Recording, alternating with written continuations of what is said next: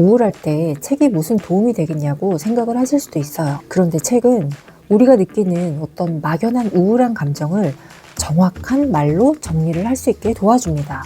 비트겐슈타인은 내 언어의 한계가 내 세상의 한계다. 내가 느끼는 감정을 어떤 말이나 언어로 바꾸지 못한다면 그걸 어떻게 다뤄볼 수 있을까요? 그 마음을 발견할 수 있는 문장들이 정말 많은 책들 안에 있어요. 저는 그걸 읽고서야 비로소 바로 이런 이유 때문인 것 같다. 지나가는 사람 누구라도 붙잡고 살면서 우울한 기분을 느껴본 적이 있나요? 하고 물어보면 아마 100이면 100 다들 그렇다고 대답할 거예요. 그런데 이 우울한 감정을 어떻게 다루느냐는 사람마다 정말 다릅니다. 어떤 사람들은 그냥 금세 회복하지만 또 어떤 사람들은 이유도 모른 채 몇 주나 몇 달씩 그냥 그 감정에 완전히 잠식돼 버리기도 하는데요. 저도 약간 그런 편이어서 저한테는 이게 꽤 오래된 고민이었습니다. 이게 예전에는 내가 나약해서 그런 거니까 좀 강해지려고 노력을 하면 나아지겠지 생각을 했거든요. 근데 시간이 좀 지나면서 깨달았어요. 그게 아니더라고요. 이렇게 방향이 틀려버리면 계속해서 자책만 하게 되기 때문에 이 우울한 감정을 어떻게 바라보고 다루는지가 결국은 어떤 삶의 질과도 연결이 되더라고요.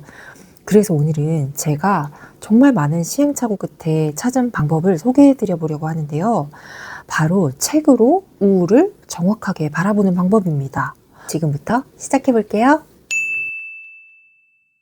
우울할 때 책이 무슨 도움이 되겠냐고 생각을 하실 수도 있어요. 그런데 책은 우리가 느끼는 어떤 막연한 우울한 감정을 정확한 말로 정리를 할 수 있게 도와줍니다.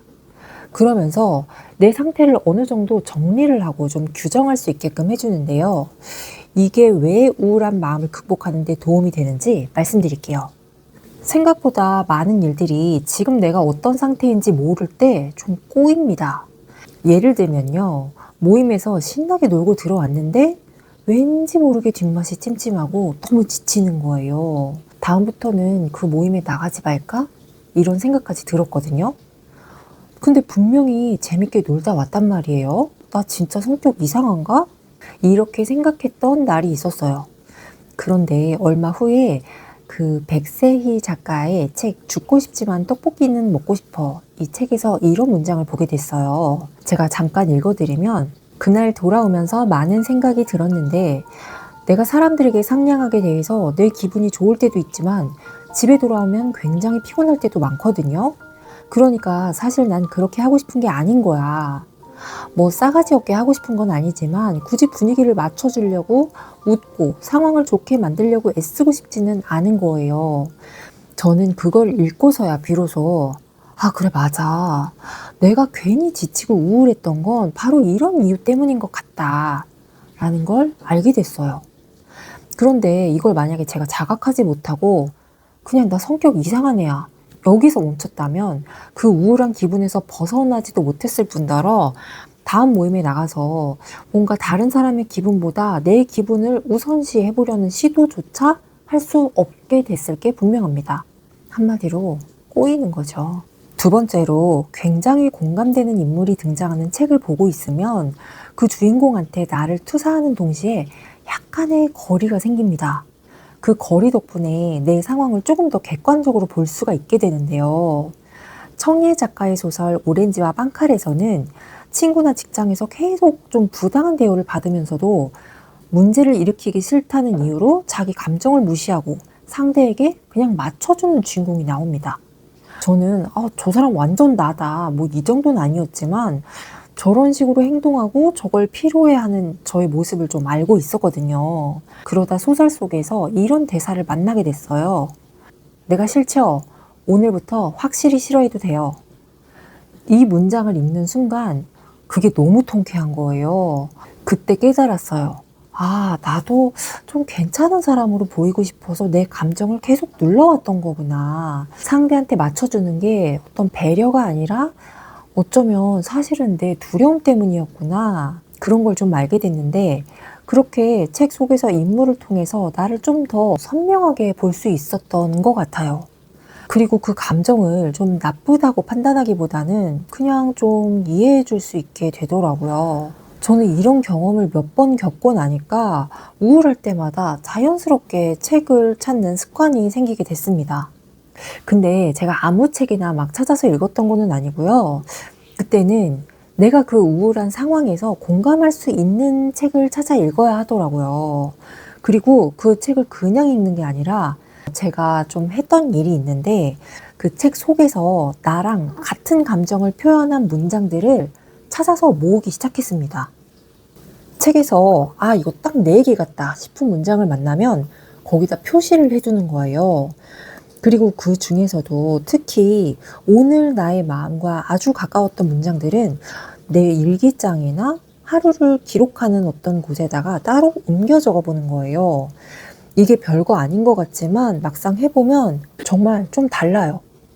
책 한 권을 다 읽고 나면 내가 어떤 사람인지, 오늘의 나는 어떤 기분이었는지 좀 더 분명하게 알게 된 기분이 들거든요. 저는 이 방법을 에세이를 읽을 때 특히 많이 쓰지만 소설을 읽을 때도 자주 씁니다.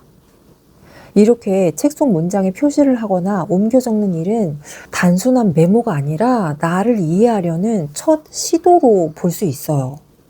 우리가 흔히 인생을 잘 살기 위해서 뭔가 되게 거창한 목표가 필요하다고 생각을 하는데 진짜 변화는 내가 지금 어떤 상태인지 정확하게 아는 거에서부터 시작이 되는 것 같더라고요.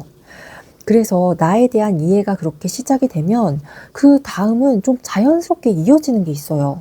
왜 내가 그렇게 느꼈을까? 이 감정의 원인은 뭐였을까? 그리고 이걸 바꾸려면 내가 뭘 하면 될까? 이런 질문들이 생기기 시작하면서 그때부터는 이미 우울을 극복하고 나를 바꾸는 과정이 시작이 된 거예요. 철학자 비트겐슈타인은 내 언어의 한계가 내 세상의 한계다. 이런 말을 했습니다.